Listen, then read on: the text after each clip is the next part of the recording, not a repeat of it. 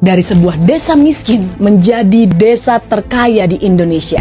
Ialah Desa Ponggok di Klaten. Sosok dari kesuksesan Desa Ponggok adalah Pak Junaidi Mulyono, Kades Desa Ponggok. Jadi 2006 suasananya memang jauh berbeda dengan tadi tayangan yang kita lihat. Masih sepi. Nggak ada orang datang ke Ponggok. Sekarang ramai banget ya. Sekarang macet Sabtu Minggu. Beliau berhasil mengubah pendapatan desa yang tadinya hanya 80 juta per tahun menjadi 14 miliar per tahun.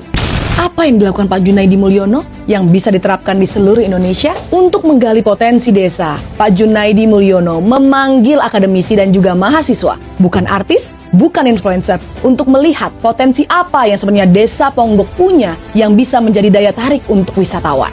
Setelah dipelajari dan terinspirasi oleh Bunaken di Manado, Pak Junaidi Mulyono membuat taman air yang indah di bawah air Ponggok. Walaupun bukan air laut, dia tidak berkecil hati karena air di bawah Ponggok sangatlah bening.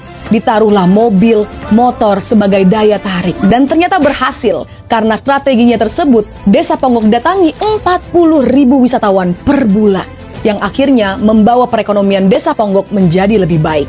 Karena gebrakan spektakulernya, restoran, hotel, penyewaan mobil, semuanya laku keras. Bukan cuma dari segi pariwisata, tapi Pak Junaidi Mulyono juga menggalakkan satu rumah satu empang untuk diisi ikan nila. Beliau mengubah sungai yang penuh sampah menjadi tambak ikan nila, yang hasilnya bukan hanya untuk swasembada pangan warga desa, tetapi juga bisa dijual keluar desa. Sangat brilian.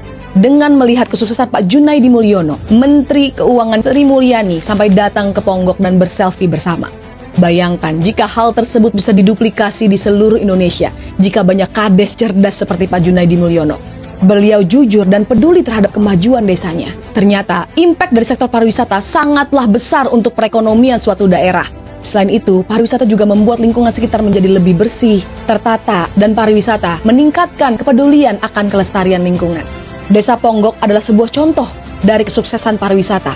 Dan itu hanya pariwisata domestik. Bayangkan, jika di seluruh Indonesia menduplikasi hal yang sama, bukan cuma turis domestik yang datang, tapi juga turis dari mancanegara.